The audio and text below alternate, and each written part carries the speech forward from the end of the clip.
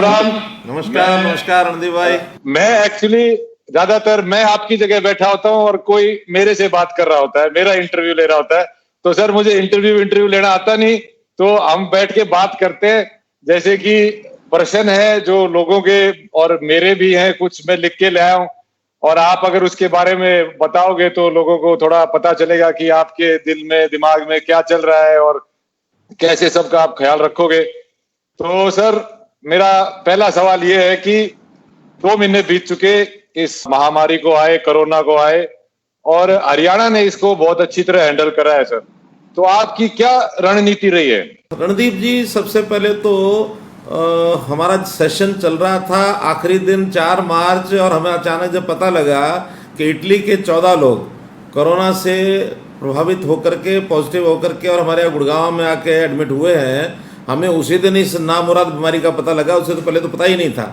Immediately हमने पूरी team ने, चाहे शासन की टीम थी चाहे प्रशासन की टीम थी, उन्होंने बैठ करके और सब चीज़ों का एक मूल्यांकन किया, और हमने तुरंत अपनी तैयारी कर दी, कंट्रोल रूम बनाया, और जो चीज़ें आती चली गई उसको हम तुरंत इमीडिएटली रिएक्ट करते चले गए। हमने किसी चीज़ की इंतज़ार नहीं की। जो बात जहाँ से पता लगी, विदेश से पता लगी, भारत से पता लगी, अन्य प्रदेश से पता लगी, वो सब बातें हमने लागू करनी शुरू कर दी, और हमने बाकायदा उसको कंट्रोल किया। 2-3 फैक्टर ऐसे ज़रूर आए जो हमारे कंट्रोल से बाहर हुए थे, जिसके कारण से ये सारी स्थिति यहाँ तक भी बनी। अन्यथा हमने कंट्रोल इतना किया कि मूल हरियाणा के लोग तो इसमें प्रभावित नहीं हो पाए। इसमें अगर थोड़ा बहुत प्रभाव शुरू में देखा गया तो ये जो तबलीग के लोग थे, जमात के लोग, वो लगभग 150 लोग तो वो आ गए जो एकदम प्रभावित थे। इसी प्रकार एक नांदेड़ से कुछ लोग यहाँ आए जो तीर्थ यात्री वहाँ गए हुए थे, उधर से आए तो पंजाब में थे, लेकिन कुछ लोग हमारे यहाँ आ गए, उसका अपना प्रभाव पड़ा। और तीसरा बड़ा फैक्टर था दिल्ली के आसपास के ज़िलों में जो दिल्ली से लोग आ रहे थे, वो भी बड़ी संख्या में प्रभावित हुए और पॉजिटिव लोग पाए गए, जिससे हमारी संख्या यहाँ तक पहुँची। अन्यथा हम आसपास के सब प्रदेशों में अपनी अच्छी स्थिति बनाए हुए हैं, चाहे वो दिल्ली हो, चाहे उत्तर प्रदेश हो, राजस्थान हो, पंजाब हो, सब प्रांतों में हमारी स्थिति अच्छी है, और आज भी हम एक अच्छी स्थिति पर खड़े हैं। तो सर ये हमारा दूध दही का खाना और इम्यूनिटी का भी कुछ फर्क पड़ा है? लोग तो यही कहते हैं कि हरियाणा जित दूध दही का खाना, और वास्तव में इसका फर्क है भी सही, क्योंकि हरियाणा के लोगों में शरीर की अपनी एक ताकत है, अपना एक मनोबल भी है, और उसके कारण से बीमारी बहुत आसानी से हरियाणा के लोगों को लगती नहीं है।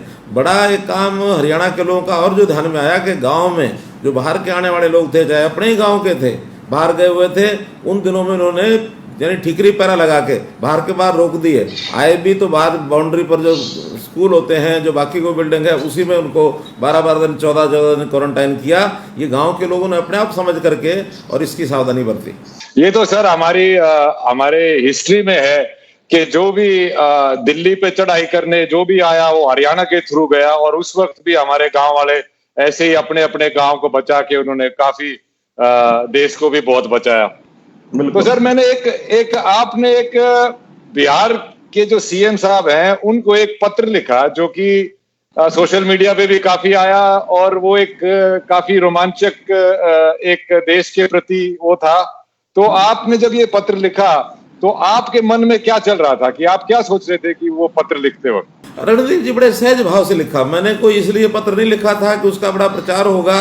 ये ठीक है कि उसका प्रचार बहुत देश में सारे प्रांतों में भी गया, दुनिया के लोगों ने भी मुझे फ़ोन पर कहा कि आपने बड़ी एक अजीब बात लिखी, बड़ी अच्छी बात लिखी। मैंने तो बड़े सहज भाव से लिखा। उन लोगों ने कहा कि हम आपको पैसा भी पहुंचा देंगे, आपके जो वहाँ लोग हमारे ठहरे हुए उनको कुछ सहायता कर दो, उनको हमारे यहाँ भेजोगे, उनका किराया देंगे। तो मैंने उनको यही कहा, देखो ये देश हमारा एक है, हम कोई प्रांतों में बटे हुए लोग नहीं हैं। अगर हमारे यहाँ मजदूर काम करते हैं तो उनका हमारे इस प्रदेश के निर्माण में भी अपना योगदान है, तो हमारे अपने भाई हैं। तो हमारा जो भाईचारा जो वो देश का है, हम प्रदेशों की बाउंड्री नहीं है। ये प्रशासनिक इकाइयाँ हैं प्रदेश हमारा कोई देश के नाते से एक भारत माँ के हम बेटे हैं, और हम कहें कि हम एक दूसरे का ऐसा किराया लेंगे या उनका खाने पीने की व्यवस्था करेंगे, ये तो कुल मिला करके मतलब मैं अगर शब्दों में कहूँ तो डूब के मरने वाली बात है। अगर ये हम कर दें तो हमारा तो जितना पैसा लगा ट्रेन भेजी, हमने बसें चलाई, हमने उनके लिए रेस्क्यू कैंप लगाए, उनके रिलीफ कैंप्स जो लगाए, वहाँ खाने की व्यवस्था की। लगभग 2.5 करोड़ भोजन के पैकेट वो वितरित किए गए। और ऐसे ही लगभग कोई 50 लाख लोगों को हमने जो किट्स हैं राशन की वो बांटी। 20 लाख लोग ऐसे जिनको आर्थिक सहायता हमने दी। तो इस प्रकार के ये सारे काम हमने अपना समझ कर सब किया और लोगों ने भी इसमें सहयोग किया है। जी बिल्कुल, हरियाणा का इस मामले में बहुत अच्छा हो रहा है। मैं तो सोशल मीडिया पे भी फोटो देखता रहता हूँ कि मतलब बच्चों को खिलौने भी देके ट्रेनों में विदा किया जा रहा है और उनको अच्छा ख्याल रखा जा रहा है। तो ये तो बहुत अच्छी बात कही सर आपने की। पर हमारा है तो खैर फेडरल कंट्री, पर इसके चलते आपने जो ये सब कदम उठाए उसमें अभी कितने लोग यहाँ बचे हैं और कितने लोग चले गए हैं, उसका आंकड़ा कोई है? या फिर अभी आने वाले टाइम में कैसे उनके बगैर गुजारा होगा, उसका कुछ आपने सोचा है? देखो, कुल मिला के जब ये सारा मामला आया था उस समय एक असमंजस की स्थिति हमारे मजदूर भाइयों में पैदा हो गई कि भी पता नहीं है लॉकडाउन कब तक खुलेगा, नहीं खुलेगा, हमारे रोजगार चलेंगे नहीं चलेंगे, और हम यहाँ रह करके अपने परिवार को पाल सकेंगे नहीं पाल सकेंगे। बहुत एक असमंजस की स्थिति बन गई थी। बनी तो बाकी लोगों में भी थी, लेकिन काफ़ी धैर्य रखा हुआ था लोगों ने। इनके मन में एक उतावलापन आ गया, घर जाने की जैसे होम सिकनेस होती है ये पैदा हो गई।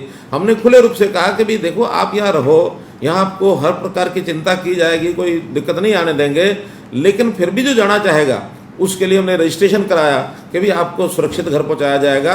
9 लाख लोगों ने रजिस्टर कराया अपने आप को कि हम जाना चाहते हैं, जिसमें से जब हमने भेजना शुरू किया तो लगभग 1.5 लाख लोगों तक तो सब लोग तैयार थे, जा रहे हैं। इसके बाद जब स्थितियां ठीक हुई, जब हमने इंडस्ट्रीज को खोल दिया, लॉकडाउन का पार्ट फेज 2 आ गया, फेज 3 आ गया, धीरे धीरे सामान्य परिस्थितियां हुई, तो ऐसे लोग भी कहने लगे उस समय हमने जाना था, अब हमने मन बदल लिया, अब इंडस्ट्री खुल गई, अब यहीं रहेंगे। तो कुल मिलाकर के उन 9 लाख में से 3 लाख लोगों तो सरकारी व्यवस्था से हमने भेजा है, ट्रेन हैं, बसें हैं। मैं समझता हूँ लगभग 1-1.5 लाख लोग अपने आप भी चले गए होंगे।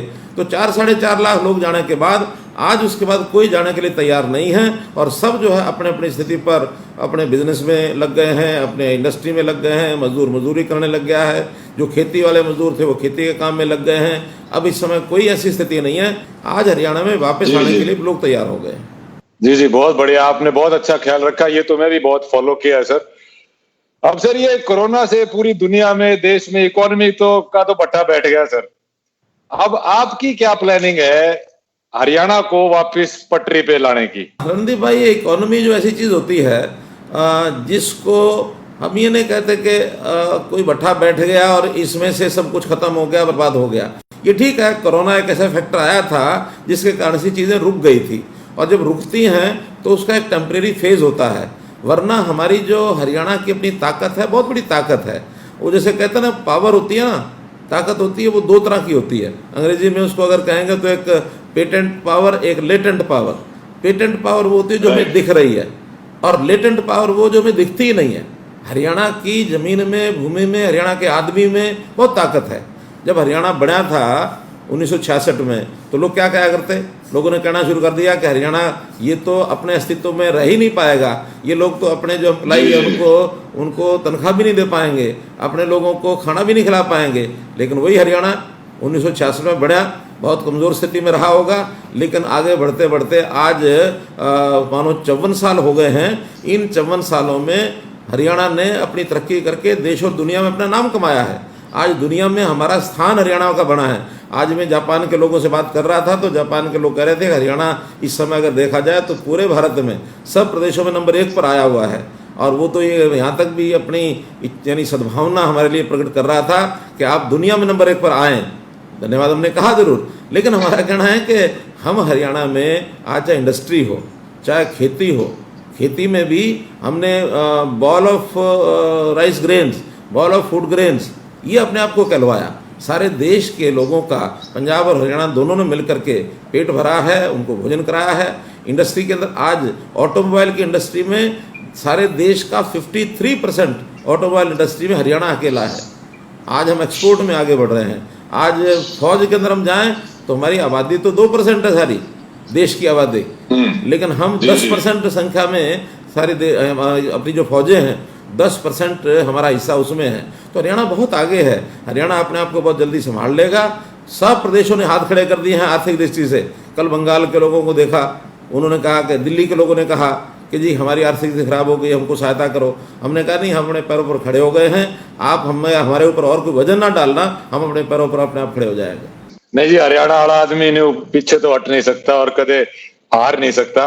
और हमारा तो हरियाणा का कल्चर ही एग्रीकल्चर है सर, और हम सबसे आगे भी रहे हैं अनाज की प्रोडक्शन में। और मंडियों की जो हालत होती है सर, वो हम सबको पता है, जो जो गांव से टच में रहा है। तो इसको, ये जो मंडियों में भसड़ मचती है, उसको रोकने के लिए आपने क्या क्या कदम उठाए और कितनी कामयाबी मिल पाई आपको? बहुत बढ़िया सवाल आपने रणदीप जी पूछा। इस बार बहुत बड़ा चैलेंज था ये। जहाँ एक तरफ कोरोना चैलेंज था, वहीं दूसरी तरफ मंडियों में किसान के अनाज को खरीदना, प्रोक्योरमेंट करना, ये भी कोई कम बड़ा चैलेंज नहीं था, क्योंकि बहुत बड़े मात्रा में हम लोग प्रोक्योरमेंट करते हैं। हमारी मंडियों की संख्या, ये सरसों के लिए कोई 100 मंडियाँ थी, और परचेज सेंटर और मंडियाँ गेहूं की मिलाएं तो 400 थी। हमने पहला काम ये किया, सोशल डिस्टेंसिंग को अगर मेंटेन करना है तो फिर इनकी संख्या बढ़ाई जाए। सरसों की 200 कर दी और गेहूं के परचेज सेंटर मिला के 1800 कर दिए, और थोड़े थोड़े 4-4, 5-5, 6-6 गाँव के अंदर एक एक सेंटर बना के भाई सबको वहाँ ले जाना है। आड़ती भी वहाँ जाएंगे, सबका एक यानी टेक्नोलॉजी के आधार के ऊपर, आपको पता है कि आज सिस्टम ऐसा बन गया कि आप किसी को भी जब जो सूचना देना चाहो दे दो। टोकन का सूचना जाती थी, SMS जाता था, उस दिन लेके आता था। पहले किसान 3-3 दिन 4-4 दिन मंडी में पड़ा रहा करता। इस बार तो उसको कहा 2 घंटे में अपना लेके आ जाओ, वो 2 घंटे में 3 घंटे में अपना अनाज लेके आया करता, शाम को तुलवा करके अपना फारिग होकर घर जाया करता। तो बहुत अच्छी व्यवस्था रही, बिना किसी विघ्न के हमारी सरसों भी और हमारी गेहूं भी ये खरीदी जा चुकी है। और ज़्यादातर, यानी मैं कह सकता हूँ कि भी 80-90% पेमेंट ये किसानों के खातों में पहुँच गई है। एक 10-15% बची है, वो 1-2 दिन के अंदर वो भी पहुँच जाएगी सारी। सर, ये मैंने जो ये देखा है, मेरे भी अपने गांव में बात की मैंने अपने काका से, तो उन्होंने बोला भाई SMS आवा है, SMS जाकर हम अपनी उड़े दे आवे हैं, फिर SMS आवा है अग भाई थारी इतनी बिक गई, और फिर अकाउंट में पैसे भी आ गए। तो सर, ये एक जैसे डायरेक्ट का अकाउंट में जैसे इस तरह पैसे आए हैं, ऐसे ही जो बीमे के जो फसल का जो बीमा होता है, उसके पैसे डायरेक्ट अकाउंट में नहीं पहुंच रहे। ये मैंने को सुनने में आया है, मैंने जो अपनी रिसर्च करी है, वो बोल रहे हैं कि बीच में इतने महकमे हो जाते हैं कि वो भी डायरेक्ट क्यों नहीं आती है हमारे पास। अगर जो बीमा की है, जैसे कईयों का तो 1-1.5 साल का भी कंप्लेंट है, पर वो मेरे को उसका कोई फैक्ट नहीं है, पर जनरली बात यह है कि बीमा के पैसे भी डायरेक्ट अगर ऐसे अकाउंट में जाए जैसे बिक्री के गए हैं, तो क्या उससे भी सहूलियत नहीं हो जाएगी सर? बात ठीक है आपकी, लेकिन रणदीप जी, बीमा जो है वो सरकार नहीं कर रही है, बीमा जो करती है कंपनियां करती हैं। और सरकार तो उसके जो उसका प्रीमियम होता है ना, उसका एक हिस्सा, 1-2% हिस्सा तो किसान से लेते हैं, और कुल 11-12-13% के हिसाब से उसका ऑप्शन, उसमें टेंडर होता है। उस टेंडर के अंदर कौन सी कंपनी कितना पैसा लेगी, बाकी जो 9%, 8%, 11%, 10%, 2% से अलावा जो है वो आधा सेंट्रल गवर्नमेंट और स्टेट गवर्नमेंट देती है। उसके बदले में जब कभी कोई खराबा हो जाए, कोई बरसात आ जाए, कोई नुकसान हो जाए, उसकी सर्वे करने का काम भी कंपनियों का अपना है। कंपनियों के कई इस प्रकार के सिस्टम हैं। एक तो उसमें टाइम लगता है, टाइम लगने के बाद उस सर्वे को फिर उसकी ऑथेंटिसिटी होती है, उसको ठीक है कि गलत है, उसकी एजेंसियां अलग होती हैं, और वो करते करते कई महीने ले जा करके फिर जाके जो पेमेंट पास होती है तो वो पेमेंट मिलती है। बीच बीच में कहीं उन कंपनियों से झगड़ा भी होता है, हम बीच में पार्टी बनते हैं सरकार के नाते। हमने बीच में पिछली बार 2 जिले, भिवानी जिला और सिरसा जिला, इन 2 जिलों का कोई 2 साल के बाद फैसला कराया, और कोई 500 करोड़ रुपया जो वहाँ फंसा हुआ था उनका निकलवा करके किसानों तक पहुँचवाया। तो कुल मिला के कंपनियों के द्वारा किया जाता है। हाँ, यदि आगे चल के सरकार का, क्योंकि केंद्र सरकार के हाथ में फैसला है, अगर ये ट्रस्ट मॉडल पर अगर हो जाए ना हमारा बीमा, तो ट्रस्ट मॉडल पर तो सरकार ने फैसला करना और तुरंत पैसा उठा करके दे देना है। आज भी जो लोग बीमा नहीं कराते, उनका जो खराबा होता है वो थोड़ा कम मिलता है, सरकार ने थोड़ा पैसा उसमें कम रखा हुआ, बीमे में ज़्यादा मिलता है, तो वो जो पैसा वो हम 1-1.5 महीने में देते हैं। इस बार जो मार्च में, फरवरी में नुकसान हुए हैं, वो अभी जून के अंदर वो सारा पैसा किसानों के खातों में चला जाएगा। सरकार का पैसा आज भी जल्दी चला जाता है। तो सर, इसका कुछ SOP मॉडल, अब आप हरियाणा वाले आप बात कर रहे हो, तो आप इसमें कदम उठाओ और इसका इतनी बड़ी जो एक इमारत सी बनी, इसको काट के डायरेक्ट आप करोगे तो सबका फायदा होगा और वो भी होगा सर। अच्छा सुझाव है आपका, ये सुझाव अच्छा है, इसके ऊपर काम करेंगे। हाँ जी, तो एसओपी अगर पहले ही बन जाए ना सर, तो उसमें एकदम से भैया ये पूरा ये इतना सर्वे होके, और गवर्नमेंट तो मेरे ख्याल से, प्राइवेट में बात आते ही सर वो थोड़ा सा ऊपर नीचे हो ही जाता है। पर सर आपने एक और आपने बात करी जो कि मुझे काफी अच्छी लगी और मुझे तो फायदे की लगी, पर इसमें विरोध भी बहुत है। जैसे आपने मेरा पानी मेरी विरासत का जो लागू किया है, इसमें किसान यूनियन भी विरोध कर रही है, विपक्ष वाले भी विरोध कर रहे हैं, तो आप इसको कैसे लागू करोगे और एक आम किसान को कैसे समझाओगे कि भाई ये तेरे फायदे की बात है? रणदीप भाई, ये विषय लागू करने का कम है, ये तो किसानों का मन बनाने की बात है। जैसे आपने कहा कि कैसे समझाओगे, मैं अभी 2 जगह होकर आया हूँ, करनाल और कैथल, जहाँ 3-3 ब्लॉक के लोग आए थे और उनसे जो मेरी बातचीत हुई, मैंने उनको बताया देखो भाई, पहली बात तो ये है कि ये सवाल धान का नहीं है, ये सवाल मक्के का नहीं है, ये सवाल है पानी का। और पानी भी आने वाली पीढ़ी, आज से 15-20 साल बाद कहीं ऐसा ना हो कि पानी फुक्का ज़मीन ऐसी बच जाए, यानी बंजर ज़मीन हो जाए और उसमें पानी बचे नहीं, तो आपके अगली पीढ़ियां भी गाली देंगी आपको। इसलिए पानी बचाना बहुत ज़रूरी है। उसी में से हमने एक स्कीम पिछले साल बनाई थी, ये पिछले साल थोड़ी लागू हुई, इस बार फिर हमने अपील की है कि 1 लाख हेक्टेयर ज़मीन के ऊपर इस बार धान लोग ना बोएं।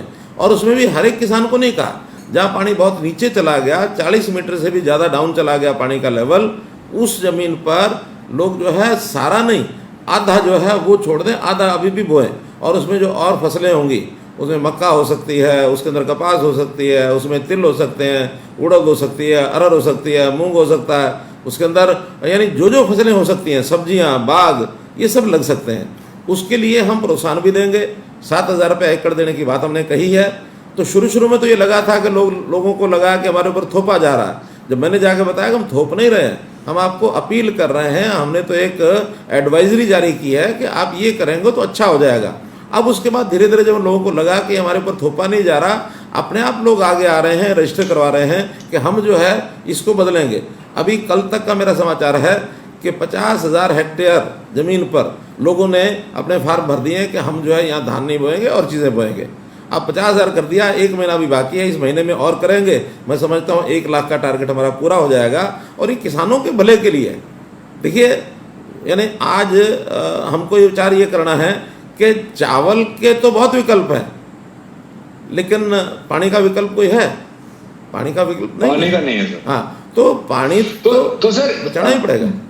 तो सर पानी को जो वाटर टेबल जो नीचे चली गई है, उसको चार्ज करने के लिए एज अ गवर्नमेंट, एक तो पीपल्स पॉलिसी हो गई, उसको चार्ज करने के लिए, और जैसे यमुना भी, जैसे लॉकडाउन की वजह से यमुना का पानी भी साफ हो गया और हमारा जितना पूरब का हिस्सा है वो तो यमुना से लगता हुआ है, काफी पानी भी वहां से आता है, तो उसको प्रदूषण फ्री रखना और वाटर टेबल को ऊपर लाने में क्या स्टेप्स रहेंगे पर्यावरण को लेके?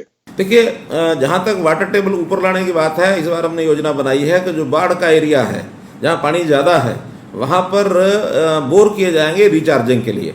और बोर करने के लिए कुछ स्कीम हम बना रहे हैं जिसमें किसानों की भी भागीदारी होगी, सरकार की भी भागीदारी होगी, और सेंटर ने भी एक अटल भूजल योजना ये बनाई है। उस योजना का भी उसमें कोई ना कोई हमको लाभ मिलेगा।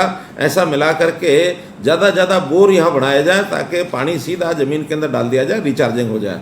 हमारा अर्बन लोकल बॉडीज़ और टाउन कंट्री प्लानिंग ने जो 500 मीटर या इससे बड़े जितने प्लॉट हैं, लोगों के मकान हैं, वहाँ रिचार्जिंग जरूरी कर दिया है कि वहाँ रिचार्जिंग का बोर ज़रूर बनाओगे, वरना नक्शा पास नहीं होगा।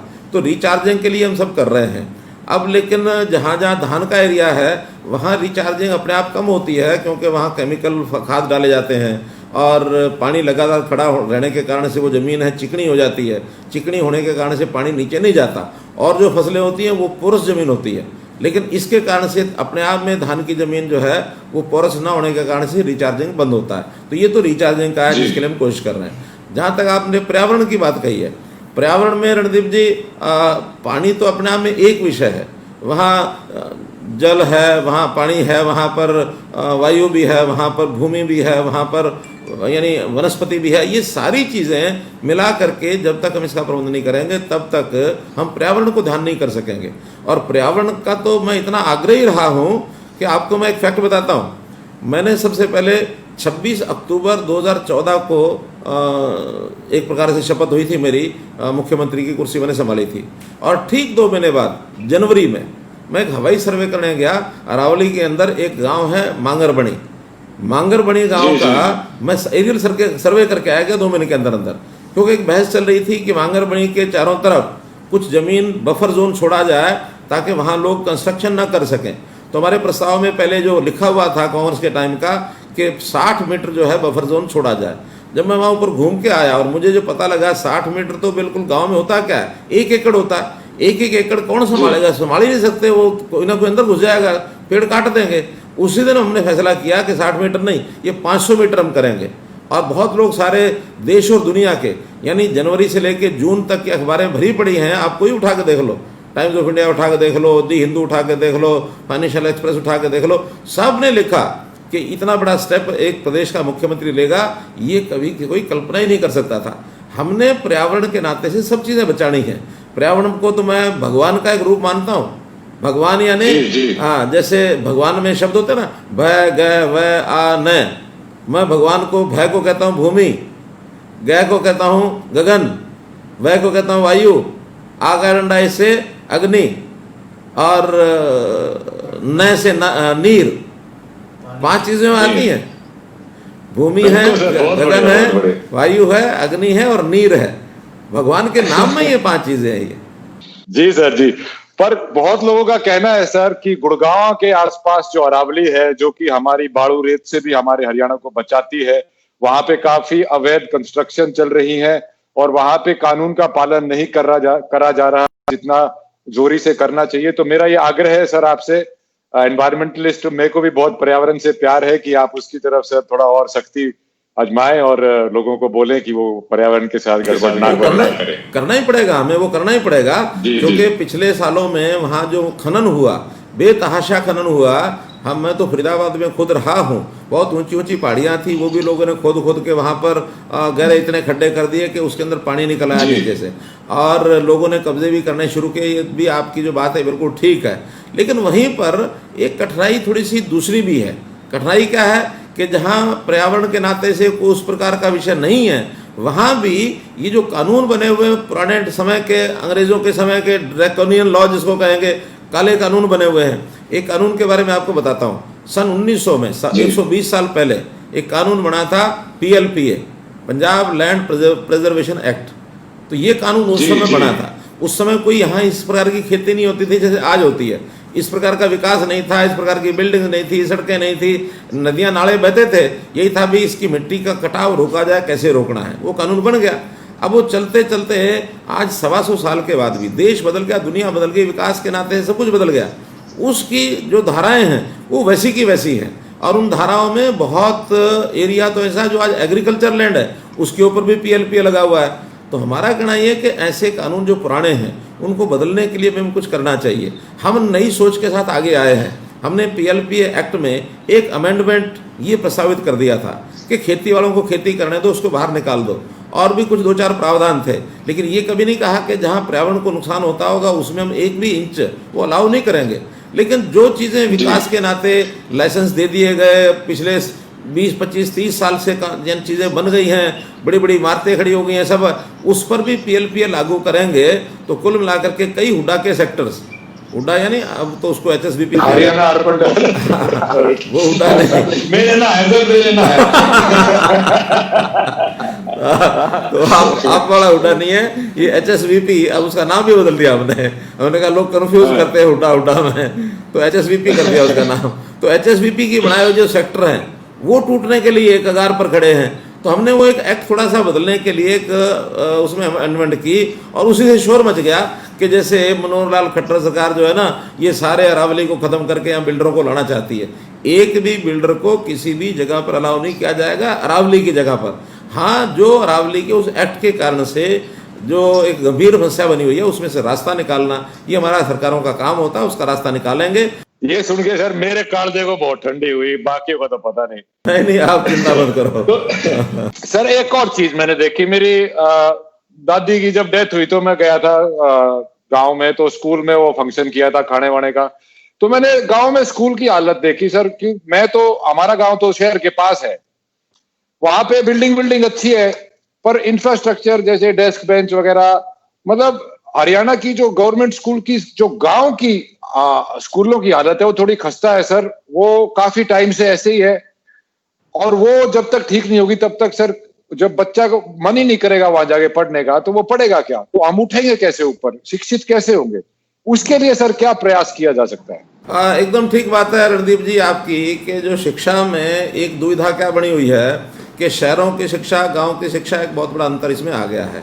और दुर्भाग्यपूर्ण स्थिति यह है कि शहरों में प्राइवेट शिक्षा ने अपना स्थान ज़्यादा मजबूत कर लिया है और सरकारी शिक्षा गांव के अंदर रह गई। और गांव में भी गरीब आदमी है, वही अपना सरकारी स्कूलों में अपने बच्चों को डालता है। अच्छे जो परिवार हैं वो तो आज भी अपने बच्चों को प्राइवेट स्कूलों में ले जाकर शहर में पढ़ाने लग गए हैं। सही स्थिति तो ये है, लेकिन हमारी जिम्मेवारी है कि हम गांव के स्कूलों को भी ठीक करें। तो हम लगातार उसमें एक एक बात ठीक कर रहे हैं। पहले अध्यापकों की कमी थी, वो अध्यापकों की कमी हमने पूरी की, बल्कि वो पूरी करते करते अध्यापक ज़्यादा हो गए, बच्चे कम रह गए। इसलिए हमने वो थोड़ा सा और भी एडजस्टमेंट की, अतिथि अध्यापक उनको जोड़ जाड़ के उनको लेके आए। अब उसके अंदर नई योजना में हम 1000 स्कूल इंग्लिश मीडियम, और जिसको हमने कहा कि बैगलेस, बस्ता फ्री, बस्ता नहीं ले जाना होगा, और 5वीं तक के जो बच्चे हैं वहीं जाके पढ़ेंगे, वहीं अपना किताबें रख के आएंगे, और इंग्लिश मीडियम स्कूल होंगे। 1000 नई स्कूल खोलने की तो ये योजना बनाई है। हाई सीनियर सेकेंडरी स्कूल वो 98 स्कूल, हर ब्लॉक पर एक आदर्श संस्कृति जो स्कूल हैं ये हम बनाने जा रहे हैं इस सेशन से। उसके लिए अभी 3 दिन पहले हमने सामान भी परचेज कर लिया। कंप्यूटर्स की व्यवस्था है, या स्कूल में जो बोर्ड लगाने होते हैं वर्चुअल क्लासरूम्स के लिए, तो सारे बोर्ड भी खरीद लिए हैं। ये सारे काम अब इस साल से हमने शुरू किए हैं। इन स्कूलों का लेवल थोड़ा अच्छा करेंगे। और एक और बात दूसरी भी है कि जैसे प्राइवेट स्कूलों के हिसाब से अच्छे स्कूलों की थोड़ी व्यवस्थाएं भी अच्छी बढ़िया बनानी पड़ती हैं। इंफ्रास्ट्रक्चर भी ज़्यादा करना पड़ता है, खर्चा भी ज़्यादा होता है, और लोगों को जब थोड़ा फीस भरनी पड़ती है तब लोगों को लगता है हाँ ये स्कूल अच्छा है। मुफ्त का स्कूल कितना ही बढ़िया हो ना, तो वहाँ भी लोग कहते हैं ना ये स्कूल खराब है, इसमें नहीं भेजने बच्चे। सच बात है। कुछ लोगों का प्रेस्टीज इशू पैसा खर्च करने में भी होता है। तो हम ऐसे स्कूलों में 3 तरह के बच्चों की श्रेणियाँ होंगी। एक होगी फीस माफ पूरी की पूरी, एक होगी आधी फीस माफ, एक होगी पूरी फीस लगेगी। पूरी फीस भरने वाले अच्छे बच्चे भी उसमें आकर के पढ़ाई अपनी कर सकें। तो ऐसे एक स्कूलों का एक अलग लेवल, इनका स्कूल का कैडर अलग होगा, इनके स्कूल के पाठ्यक्रम भी अलग होंगे, इंग्लिश मीडियम स्कूल भी होगा, विज्ञान साइंस इसमें सब में अनिवार्य होगी। तो ऐसा एक अच्छे लेवल के स्कूल गांव के अंदर खुले। तो अभी शुरू कर रहे हैं 98 स्कूलों से, आगे अगले साल में और इसको बढ़ाएंगे। लेकिन हमारा संकल्प है कि स्कूलों को आगे बढ़ाएं। इस बार हमने स्कूलों का बजट ये अपना बहुत बड़ी यानी लेवल पर हमने इसको बढ़ाया है। पहले स्कूल का जो बजट होता था एजुकेशन का वो 6, 7, 8% होता था। इस बार 14% स्कूलों में शिक्षा में एजुकेशन में हमने बजट रखा है, 14%। हाईएस्ट जंप अगर किसी एक चीज़ का बजट में लगाया तो वो एजुकेशन पर लगाया। सर वो बात अच्छी है। जैसे मैं राय स्कूल का पढ़ा हुआ हूँ, तो हमारे स्कूल में भी ये होता था सर, उस वक्त सोनीपत के अपना 20वां मील पे जो है, कि पहले जो फुल फीस दे सकते थे फुल फीस देते थे, जो हाफ देते थे हाफ, और बहुत सारे एक सेक्शन होता था बच्चों का जो फ्री पढ़ते थे। हाँ बिल्कुल वही करेंगे। इससे बहुत फायदा होगा सर, क्योंकि शिक्षा ही हमारे लोगों को, क्योंकि जो प्राइवेट स्कूल और जो गवर्नमेंट स्कूल में इतना डिफरेंस हो गया है सर, कि जो गवर्नमेंट स्कूल वाला बच्चा है वो कभी आगे बढ़ के उनके साथ कम्पीट ही नहीं कर पाएगा। तो वो बहुत इंपॉर्टेंट होगा। ऐसी बात रणदीप जी है नहीं। मैं 10वीं तक गवर्नमेंट स्कूल में पढ़ के आया हुआ हूँ। मैं भी सर, राय भी तो गवर्नमेंट स्कूल ही है। इसलिए गवर्नमेंट स्कूल के बच्चे भी अच्छे पढ़ करके बहुत आगे निकल जाते हैं, चिंता नहीं करो। जी सर, जी बिल्कुल सर। अच्छा सर, अब आ गई बात कि हर एक आदमी के दिल में, दिमाग में ये बात है कि भैया अगले 6 महीने क्या हो, कैसे बीतेंगे, और सीएम के नाते आपका क्या प्लान है सर, क्या रोड मैप है अगले 6 महीने के लिए, आप लोगों को बताइए सर। देखिए रणदीप जी, पहला तो ये जो थोड़ा सा गाड़ी पटरी से थोड़ा ये समझो उतरी कहूँगा मैं, इस उतरी गाड़ी को पटरी पर दोबारा चढ़ाना एक तो हमारी प्राथमिकता ये रहेगी, क्योंकि दोबारा से सब लोगों के काम धाम ठीक हो जाएं रोजगार ठीक चल पड़े, कारखाने ठीक चल पड़े, क्योंकि इसमें नौकरी पेशे वाले को तो दिक्कत नहीं है।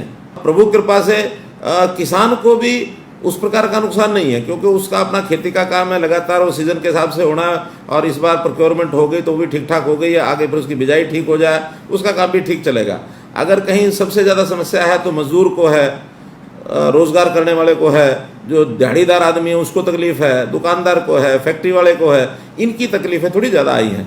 पटरी पर लाना है। हाँ, कुछ ट्रेड ऐसे भी हैं, अब आप जैसा ट्रेड है, फिल्म की दुनिया, इसमें भी थोड़ा एक बार तो लगी गया झटका। सर हम भी पूरी इंडस्ट्री बंद बैठी, हम भी कॉन्ट्रैक्टर ही हैं। हाँ, तो इसलिए होटल वाले हैं, इंडस्ट्री वाले हैं, इस प्रकार की जो सर्विसेज हैं उसमें भी काफ़ी सेटबैक लगा है। तो एक एक चीज़ को लाइन पर लेके आना, ये हमारा मुख्य काम रहेगा। ये तो है इस समय की उतरी जो पट्टी से गाड़ी, उसको वापस चढ़ाना एक काम। दूसरा, अब हमें, क्योंकि कोरोना के इस अवसर में हमने बहुत नए नए प्रयोग भी किए हैं। कहते हैं कि जो कोई चुनौती होती है ना, उसको भी कई बार, चैलेंज को भी एक अपॉर्चुनिटी के रूप में, अवसर के रूप में आदमी उपयोग करे तो बहुत कुछ किया जा सकता है। हमने पिछले 2.5 महीने में इतने अपने IT के प्रयोग किए, हर चीज़ को एक सप्लाई चेन के माध्यम से, कि हम यहाँ से चलाएं, DBT के माध्यम से सीधा उसके घर तक चीज़ पहुँच जाए, या उसको जो सूचनाएँ हैं वो सीधी पहुँच जाए। हमने मीटिंग्स भी, सैकड़ों मीटिंग मैंने की हैं, और कैसे की, वीडियो कॉन्फ्रेंस से। मीटिंगें कम नहीं की हमने, जितनी पहले करते थे वो उतनी आज की हैं। हमारे मीडिया कॉन्फ्रेंस के जितने भी काम होते थे वो सारे, अब आप बॉम्बे बैठे, मैं यहाँ बैठा हूँ, ये भी एक ईजाद ही है, पहले हमने कभी नहीं किया था। जी जी। तो ये सारी चीज़ें लगातार चल रही हैं। तो ये सारे जो ईजाद किए हैं सिस्टम, इसका उपयोग जनता को कैसे हो, इसके लिए हमने हर एक व्यक्ति उसकी संभाल करनी है। ये हमारे मन में अगले 6 महीने के अंदर एक टारगेट है कि एक बच्चा नया पैदा होता है तब से लेकर के, और उसकी भगवान को जब तक प्यारा नहीं होता तब तक उस व्यक्ति की सारी जो गतिविधियां हैं, सारी उसकी ज़रूरतें हैं, सारे उसके उपयोग हैं, उसकी क्षमताएं हैं, इस सब को कैसे हम बढ़िया ढंग से यूज़ कर सकें, उपयोग कर सकें, इसके लिए हम एक बहुत बड़ा प्लेटफॉर्म तैयार कर रहे हैं। उसका नाम है परिवार पहचान पत्र। परिवार के सब सदस्यों का डाटा हमारे पास होगा, और वो IT बेस्ड होगा सारा। उसके अंदर बर्थ रजिस्ट्रेशन ये हम अनिवार्य कर रहे हैं, डेथ रजिस्ट्रेशन ये अनिवार्य कर रहे हैं, मैरिज रजिस्ट्रेशन ये अनिवार्य कर रहे हैं, और बाहर से लोग जो आने वाले, जाने वाले, टेम्परेरी रेजिडेंट यहाँ जो आएंगे, उनका भी डाटा हम रखेंगे। कौन आदमी कहाँ काम कर रहा है, उसकी सारी जानकारी हमारे पास रहेगी। सरकार की ओर से किसको क्या लाभ पहुँच रहा है, किसको क्या ज़रूरत है, ये उसके घर पहुँचाएंगे। कई लोग तो गलत ढंग से भी चीज़ों का उपयोग कर जाते हैं, इसमें से गलत आदमी भी थोड़ा सा बचाव कर लेंगे। उसको ज़रूरतमंद आदमी की ज़रूरत पूरी हो, गलत आदमी की ज़रूरत, यानी गलत आदमी की जो डिमांड है उसको पूरा करने की ज़रूरत नहीं है। वरना तो बहुत से कहते हैं फ्रॉड ही बहुत हो जाते हैं। पिछले दिनों के अंदर हाँ, एक मैट्रिक स्कॉलरशिप का फ्रॉड, वो भी ऐसे ही हो गया। स्टूडेंट होते नहीं थे, कहीं भी फार्म भरे, नाम लिखवाए और अंगूठा लगाया, अपना निकाल लिया स्कॉलरशिप, बाद में पता लगा कि फ्रॉड ही फ्रॉड है। तो ऐसी सब चीज़ों का करने के लिए आता हूँ। इसी प्रकार दूसरा है हमारा, जमीनों के बहुत झगड़े हैं। जमीनों के गांव में, यहाँ आप तो गांव के, आप गांव के रहने वाले आदमी हैं, हर किसी का कोई ना कोई झमेला, जमीन बंटवारे का झमेला है, फिर इंतकाल का झमेला है, फिर कब्जों के झमेले हैं, और पुराने बाप दादा लाई चीज़ें अभी भी चलती रही हैं, बंटवारे नहीं हुए। एक एक किले में 1/300, 1/400 ये हिस्से उनके बने हुए हैं। जो हमारी रजिस्ट्रियों के अंदर किसी की ज़मीन कोई रजिस्ट्री करा जाता है, उसका डॉक्यूमेंटेशन नहीं है। तो ये सारी डॉक्यूमेंटेशन हम डिजिटलाइज तरीके से करा रहे हैं, ताकि ज़मीन का भी एक इंच हिसाब ये ठीक से हो जाए, और कौन सा किसका टाइटल है ये उसका उसके साथ हम कर लें। ये एक नया प्रोग्राम आगे चला रहे हैं। एक तीसरा विषय है हमारा पशुधन। पशुधन में भी हर पशु को हम टैगिंग करा रहे हैं, चाहे वो प्राइवेट हो और चाहे वो गौशाला में, नंदीशाला में हो, कहीं भी हो। जंगली को तो नहीं हम पकड़ पाएंगे, जंगली तो हम छोड़ देंगे, लेकिन जंगली पशु के अलावा बाकी जितना पशुधन है उसके ऊपर टैगिंग कराएंगे, और हर एक के हिसाब से हम उसका जो कुछ उसकी बढ़िया से बढ़िया सेवा पशुओं की कर सकते हैं वो भी हम करेंगे। खास करके गौशालाओं की, नंदीशालाओं की, ये जो बेसहारा आवारा पशु घूमता है जिसके कारण से एक्सीडेंट बहुत होते हैं, इसकी हम व्यवस्था करेंगे। चौथी चीज़ है वो है पेड़। पेड़ों का कैसे हम घनत्व बढ़ाएं, पौधगिरी के कार्यक्रम ये कैसे हम करें, इसके लिए पिछले साल हमने कार्यक्रम शुरू किया था, हर विद्यार्थी एक पौधा लगाएगा। अब इसको और बढ़ाते हुए आगे हर व्यक्ति इस साल में एक पौधा लगाए, या मानो सक्षम व्यक्ति, जो सक्षम नहीं है वो छोड़ भी देंगे, जो सक्षम व्यक्ति है हर व्यक्ति एक पौधा लगाए, ताकि हमारा जो वन क्षेत्र भले ही ना बढ़े लेकिन हमारा जो ट्री कवर ज़्यादा बढ़ना चाहिए। हमारे गांव में भी क्या 1000-2000 पेड़ नहीं लग सकते, 5000 पेड़ नहीं लग सकते हैं। तो पेड़ों को बढ़ाएंगे और इन पेड़ों की संख्या, इन पेड़ों के ऊपर हम जो है व्यक्तियों के जिम्मे लगाएंगे भी इतने पेड़ आपने संभालने हैं, वो सरकारी चाहे डिपार्टमेंट के नाते से हो चाहे वॉलंटरी इस नाते से हो, तो वॉलंटरी लोगों के माध्यम से भी हम सब करेंगे। इसी प्रकार से एक हमारा प्रोग्राम है जो मैंने शब्द प्रयोग का, वॉलंटरिज्म। आज समाज के अंदर हर व्यक्ति ये है कि मैं काम करूंगा तो मुझे क्या मिलेगा, खास करके सरकार के साथ। लेकिन समाज में बहुत ऐसे लोग हैं जो अपनी इच्छा से, सद्भावना से, अपने वॉलंटरली जो स्वयंसेवी संस्थाओं के माध्यम से सेवा करते हैं। तो सेवा करने वाले लोगों को भी पहचान करना और उनको भी सरकारी प्लेटफॉर्म में ला करके कि भाई जितना ज़्यादा काम बिना अपेक्षा के जो कर सकता है उससे पूरा काम देंगे। आज बहुत हमारे हजारों लाखों लोग ऐसे हैं जो पेंशन लेते हैं, जो उनकी अपनी आवश्यकताएं नहीं है पूरी कर चुके हैं, बच्चे ब्याह दिए, बड़े हो गए, वो कहते खाली बैठे हैं। तो ऐसे लोगों से काम लेना, एक वॉलंटियरिज्म का ये कार्यक्रम करेंगे। एक हम किसानों के नाते से जो हम कार्यक्रम कर रहे हैं कि हर किसान का इंडिविजुअल हम ध्यान रखेंगे। आज हमारे किसान 2-3 प्रकार के हैं, छोटा किसान है, मध्यम किसान है, बड़ा किसान है। योजनाएं किसानों के लिए केंद्र सरकार भी बनाती है, प्रदेश सरकार भी बनाती है, लेकिन छोटे किसानों के लिए योजना बनती है, लाभ छोटे किसान को मिलता नहीं है। वो या तो बड़ा किसान उठा जाता है या मध्यम वर्गीय थोड़ा बहुत किसान उठाता है, छोटे किसान को तो लाभ मिलता ही नहीं है। ये जो छोटे छोटे किसान हैं, 1 एकड़ का, 1.5 एकड़ का, 2 एकड़ का, इनको हम अलग से जो खेती के अलावा आमदन के क्या क्या और हो सकता है, उसके अंदर मुर्गी फार्म हो सकता है, उसके अंदर डेयरी फार्म हो सकता है, उसके अंदर पिगरी हो सकती है, मधुमक्खी हो सकता है, फिशरी हो सकती, कितने ही काम हो सकते हैं। तो ऐसा एक एग्रीकल्चर का सिस्टम ये हम खड़ा करेंगे कि उसकी आमदन बढ़े। और फिर जो कमा लेता है किसान, जिसके पास अच्छे 2 दाने पैदा भी हो गए, उसको भी खर्चा करने का अपना हिसाब पता नहीं है, उसका फाइनेंशियल मैनेजमेंट ये ठीक नहीं है, तो उसका फाइनेंशियल मैनेजमेंट बढ़िया हो, उसके लिए हमने मन में विचार किया हुआ है। लेकिन योजना लागू करनी है, शायद आज मैं कह रहा हूँ तो कल ये जब हवा में चली जाएगी तो इसको लागू करने के लिए हमें थोड़ा सहूलत मिल जाएगी। हम किसानों के लिए कुछ किसान मित्र खड़ा करेंगे। किसान मित्र कौन होंगे? जो अपनी अच्छी फसल खुद पैदा करते हैं, प्रोग्रेसिव फार्मर हैं। प्रोग्रेसिव फार्मर को कहेंगे कि भाई अपने जैसे 50 फार्मर और बनाओ, 10 फार्मर और बनाओ, क्योंकि किसान जो है किसान की बात अच्छी प्रकार से सुन लेगा। शायद वो किसी कृषि वैज्ञानिक की बात नहीं सुनेगा, एग्रीकल्चर यूनिवर्सिटी वाले की नहीं सुनेगा, सरकार के नहीं सुनेगा, वो एक किसान की बात अच्छी प्रकार से सुनेगा। हाँ, जैसे मानो आप एक्टर है ना, आपको वो अच्छा गुरु कोई एक्टर बताए तो आप बहुत जल्दी सुन लेंगे भी अच्छा एक्टर है, अनुभवी एक्टर है, वो बता रहा है। बिल्कुल। कोई आपको जो बाहर का कोई आदमी है वो कुछ बताएगा, कहेंगे हाँ थ्योरी है, थ्योरी पर चलने दो। तो इसलिए देखेंगे हर कोई अपने काम के हिसाब से उसको जो अच्छा लगता है उस हिसाब से चलता है। तो किसानों को किसान मित्र इस नाते से उनके साथ एसोसिएट करके और फिर हम उनको आगे बढ़ाएंगे ताकि किसान की हालत भी ठीक हो। और एक विषय वो है पानी का, जो मैंने पहले आपने जो बताया, मेरा पानी मेरी विरासत। मैंने विरासत शब्द क्यों इसको दिया? क्योंकि ज़मीन जो होती है वो विरासत में आदमी अगली पीढ़ी को देके जाता है। बाप दादा की विरासत हमको मिली हुई है। हम कहते हैं कि भाई ज़मीन तो विरासत है, ये पानी भी विरासत है। ज़मीन पानी के साथ देके जाओ, फूकी ज़मीन मत देके जाओ जिसमें पानी ही ना हो। तो इसलिए पानी को भी अपनी विरासत में जोड़ो। अगली पीढ़ी इंतज़ार कर रही है, इंतज़ार करेगी, यानी जब आएगी अगली पीढ़ी आएगी, हम जाएंगे तो वो आएंगे। तो इसलिए उनको पानी दे के ज़रूर जाओ, कहीं ऐसा ना हो कि वो हमको गालियाँ दे।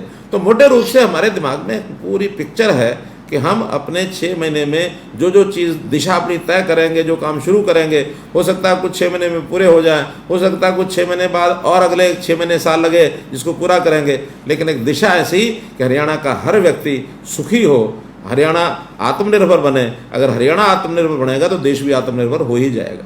जय हो सर। मेरा अगला सवाल यही था कि पीएम साहब ने तो कह दिया आत्मनिर्भर बनो, पर हमारा तो है फेडरल कंट्री, तो वो तो स्टेट वाइज आत्मनिर्भर करने पड़ेंगे। तो मेरे ख्याल से आपने इस चीज का जवाब दे दिया है कि हम आत्मनिर्भर कैसे बनेंगे। अब सर, अब अक्सर देखा गया है कि नेताओं को कड़े डिसीजन लेने पड़ते हैं, पब्लिक को कई बार कड़वी दवा भी पिलानी पड़ती है उनकी भलाई के लिए। और जब ये डिसीजन लेते हैं तो एक नेता के तौर पे अपने वोट बैंक की भी चिंता होती है, झिझक होती है। तो जब आपके सामने ये चुनौतियां आती हैं तो आप कैसे डील करते हो सर? देखिए रणदीप भाई, ये सोच सोच का फर्क होता है। कई बार जब जिसको हम कहते हैं ना कड़ा डिसीजन, तो भय होता है कि इस कड़े डिसीजन के कारण से कहीं कोई नुकसान ना हो जाए। लेकिन मेरा मानना यह है कि अगर कड़े डिसीजन का अपने को ये पता है कि ये ठीक डिसीजन है, तो निश्चित रूप से जनता उसको पसंद करती है। क्योंकि हम जूझते रहते हैं अपनों में और जनता में। एक तो जिनको हम अपना मान लेते हैं, ये हमारे हैं, ये मेरे साथ उठते बैठते हैं, मेरे साथ चाय पीते हैं, मेरी पार्टी के लोग हैं, मेरे सरकार के साथ जुड़े हुए लोग हैं, मेरे रिश्तेदार हैं, ये मेरे अपने हैं। और एक है जनता, जिसको कहना चाहिए एट पार। तो जनता जो ओवरऑल जनता होती है, उसके हित में यदि आप काम करेंगे, जनता अगर खुश हो जाएगी तो अपने भी अपने आप खुश हो जाएंगे। मेरे सामने 2-3 उदाहरण हैं। जैसे सबसे पहले हमने मेरिट के ऊपर नौकरियां, ये जब बात कही थी तो उस समय कुछ लोगों ने आपत्ति जताई कि अगर मेरिट पर दोगे तो फिर अपने लोग जो इतने सालों से रेडियां रगड़ रहे हैं, इनका क्या बनेगा। मैंने कहा भाई, जो लग जाएंगे उनको अपना मान लेना, अपने मानना है तो जो लग जाए वो बढ़ जाएंगे अपने, उसमें क्या है। लेकिन उस समय थोड़ा विरोध हुआ। बाद में ये जब सब हुआ तो उसके बाद सब लोग जो अपने भी थे, यानी पहले भी अपने थे, आज भी अपने बहुत हो गए, उससे ज़्यादा अपनों की संख्या बढ़ी है घटी नहीं है, तो पहले वाले भी जो अपने थे वो भी कहने लगे नहीं, ये स्टेप आपका अच्छा है। कम से कम इस दुविधा में से बच गए कि अगर हम 10 को नौकरी देते तो 50 नाराज होते। अब वो 10 भी राजी हैं, 50 भी राजी हैं कि जिसको मिली है भाई ठीक मेरिट पर मिली है। वरना ये कांग्रेस के लोगों ने इतने सालों तक यही खेल खेला ना, अपने अपने अपने अपने। अगर ये अपने अपने चक्कर में, बहुत बड़ा स्टेप था सर, बहुत बड़ा स्टेप था ये कि वो कंप्यूटर से कुछ सिफारिश नहीं लग सकती, कुछ नहीं लग सकता, वो मेरिट पे आएगा। बहुत बड़ा स्टेप था सर। तो वही इस बड़े स्टेप को अगर मान लो अपने अपने के कारण से हम बार बार सरकार में आते तो ये कांग्रेस वाले क्यों नहीं आए। कांग्रेस वाले तो मंच पर खड़े होकर दावा करते थे, मैंने इस कॉन्स्टिट्यूंसी में 500 लोग लगाए, मैंने इस कॉन्स्टिट्यूंसी में 200 लोग लगाए। हम कहते थे भाई हमने नहीं लगाया एक भी, जो नौकरी लेके गया है वो हमारे से लेके गया है, हमने नहीं दी है। अगले में लेके गया तो जो दम वाला वो लेके गया है, तो हमारी बात को लोगों ने ठीक माना, उनकी बात को ठीक नहीं माना। ऐसे ही दूसरा उदाहरण देता हूँ, वो है ये जो ट्रांसफर का। हमने ट्रांसफर पॉलिसी बनाई और बिल्कुल एकदम सीनियरिटी के आधार पर ऑनलाइन ट्रांसफर पॉलिसी।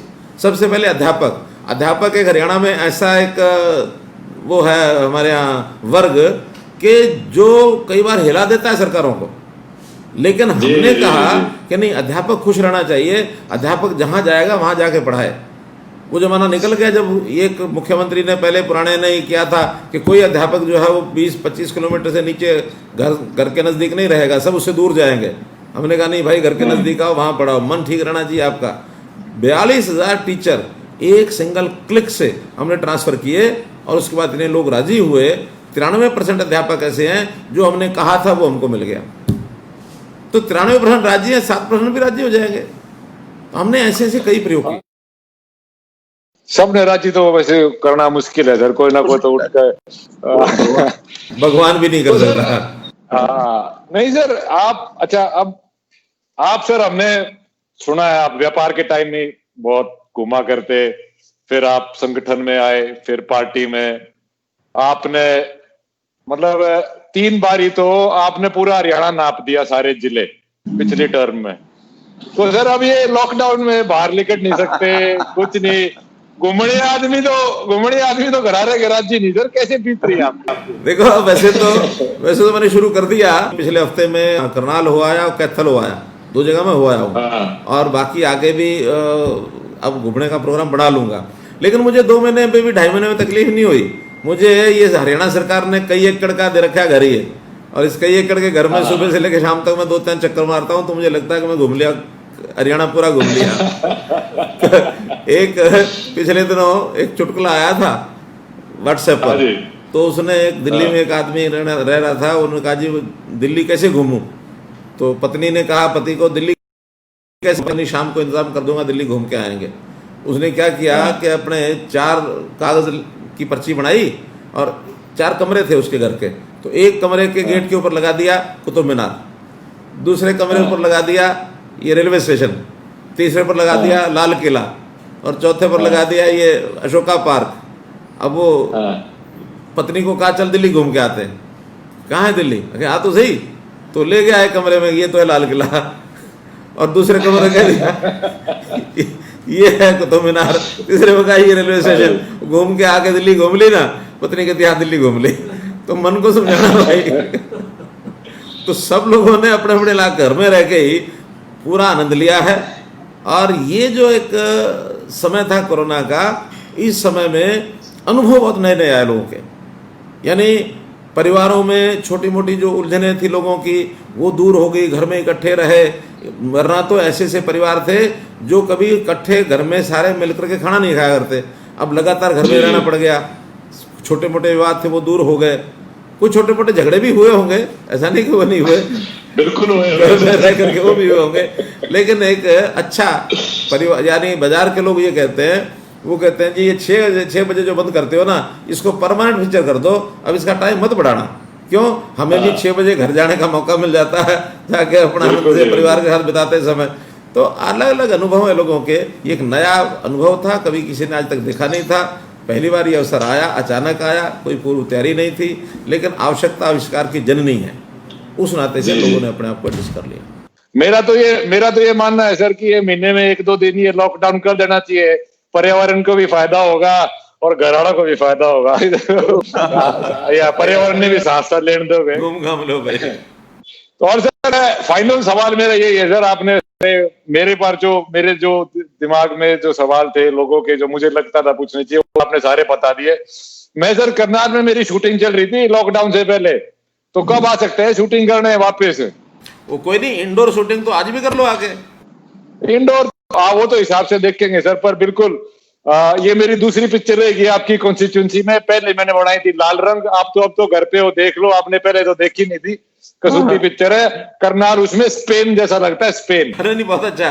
देखिए जो नॉर्म्स हैं अभी बने हुए हैं, जितनी भी गाइडलाइंस हैं सोशल डिस्टेंसिंग की और इस प्रकार की मास्क लगाने की, अगर इसके हिसाब से कर सकते हो तो कभी कर लो, वरना तो भाई मास्क वाला सोशल डिस्टेंसिंग वाला दो चीज़ तो हम भी कहीं जाते हैं ना, 4-10 लोगों के बीच में जाकर बैठते हैं, तो फोटोग्राफर यही फोटो खींचता है कि आपने मास्क पहन रखा कि नहीं, आपने। वो तो प्रॉब्लम है सर, पर पिक्चर तो लव स्टोरी है, क्यों कर मास्क लाके शूटिंग कराएंगे।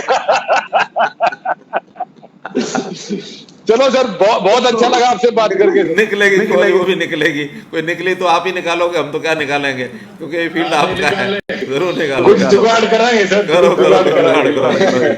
चलिए बहुत धन्यवाद, आपने बड़े खुल के जवाब दिए। मेरा पहला इंटरव्यू या बातचीत करने का, दूसरी का पहला अनुभव बहुत प्यारा सर। ओके सर, राम राम जी, राम राम।